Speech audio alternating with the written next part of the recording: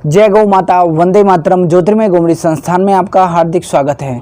साथियों, आज हम बताएंगे जो ज्योतिर्मय गौमरी सेवा संस्थान ने थारपारकर संवर्धन केंद्र की स्थापना की है, इसके लिए जो विशेष थारपारकर गौ माताएँ हैं, बीज स्वरूप, जिनसे हम आगे संवर्धन का कार्य शुरू कर सके, उसके लिए हम 7 दिन तक प्रवास पे थे, जिसमें जोधपुर, जैसलमेर और जैसलमेर की बॉर्डर, जो पाकिस्तान बॉर्डर कह सकते हैं, वहाँ पाकिस्तान के अंदर सिंध प्रांत से थारपारकर की उत्पत्ति मानी जाती है।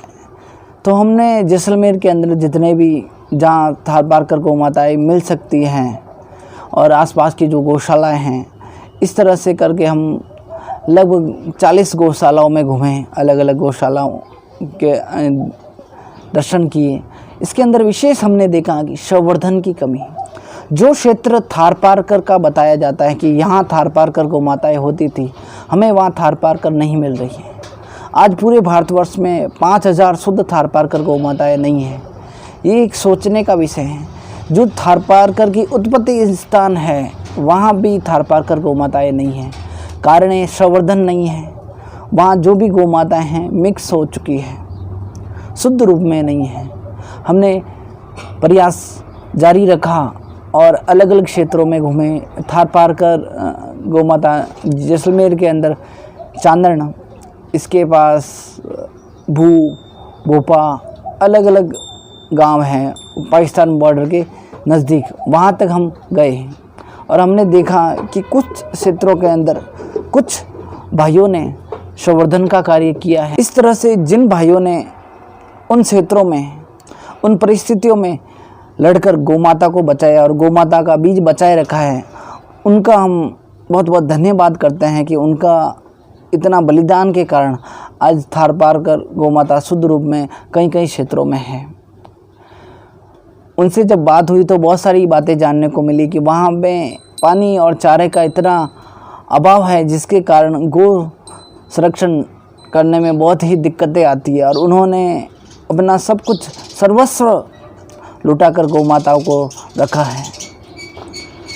तो ये सोचने का विषय है कि जो भारत सरकार है वो देशी गौ माताओं पे काम नहीं कर रही है।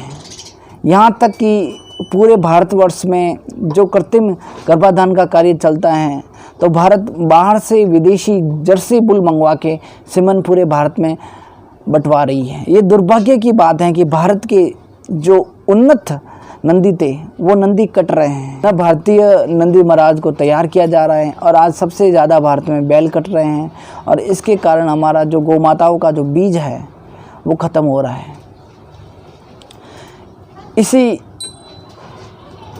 ये आप देखिए, ये हमारा काल भैरव नंदी है। तो इसी श्रृंखला के अंदर हमने जो प्रयास किया कि संवर्धन केंद्र की स्थापना की जाए राजस्थान के अंदर। राजस्थान थारपारकर का क्षेत्र है, यहाँ पे थारपारकर संवर्धन केंद्र की स्थापना की है हमने और उनमें अभी तक हमने 3 गौ माताएँ अलग अलग क्षेत्रों से, जो बॉर्डर है, पाकिस्तान बॉर्डर है, वहाँ से ली है, जो एक बीज के रूप में है। इनसे हमें अलग जो संतति प्राप्त होगी शुद्ध रूप में, तो इस तरह से थारपारकर का जो बीज है हम बचा सकते हैं। तो आइए उन्हीं गौ माता का मैं आपको परिचय दूंगा। साथियों, ये हमारे कृष्णा गौ माता हैं जो आप देख पा रहे हैं। जैसा कि मैंने आपको जानकारी दी कि जो पाकिस्तान बॉर्डर के आसपास जो गांव हैं, वहाँ से हमने इनको लिया है।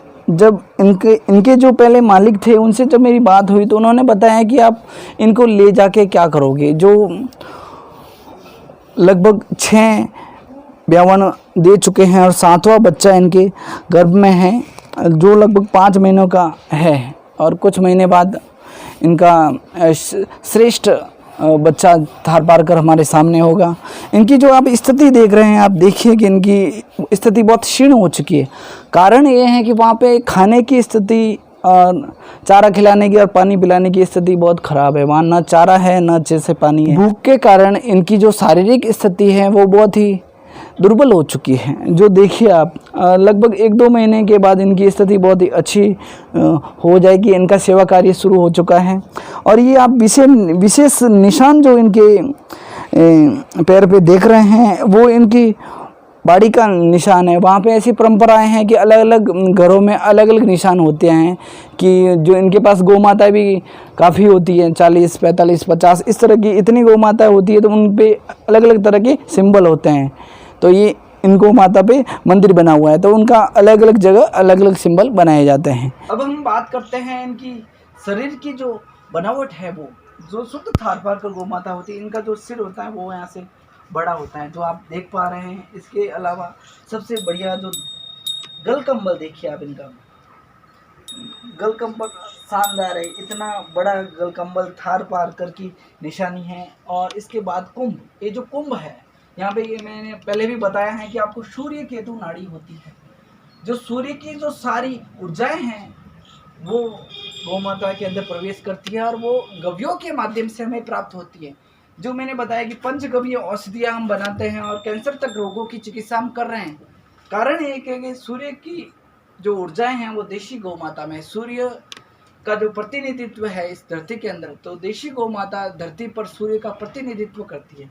इसके अलावा जो देखिए इनके जो पैरों का स्ट्रक्चर है और नीचे नाभि, ये भी बहुत ही महत्वपूर्ण है थारपारकर नस्ल के अंदर। जो देख रहे हैं ये शुद्ध थारपारकर नस्ल है, और इनसे जब हमें आगे की संतति प्राप्त होगी तो वो भी एक उन्नत थारपारकर नस्ल प्राप्त होगी। आज के लिए धन्यवाद मित्रों। सभी तरह के असाध्य रोगों की चिकित्सा पंचगव्य में संभव है। हम कैंसर तक के रोगों की चिकित्सा कर रहे हैं। तो आपका किसी भी तरह का प्रश्न है तो कमेंट अवश्य करें। जो नंबर दे रखे हैं उस पर कॉल करके संपर्क कर सकते हैं, और वीडियो ज़्यादा से ज़्यादा शेयर करें। देशी गौ माता के बारे में लोगों को जानकारी नहीं है, ये दुर्भाग्य है। जब हम बताते हैं कि देशी गौ माता के गव्यों का सेवन करना है, तो सबसे पहला प्रश्न आता है देशी गौ माता होती कैसी है। जर्सी और देशी गौ माता में अंतर तक पता नहीं है, तो ये दुर्भाग्य है। ज़्यादा से ज़्यादा शेयर करें। जय गौ माता, वंदे मातरम।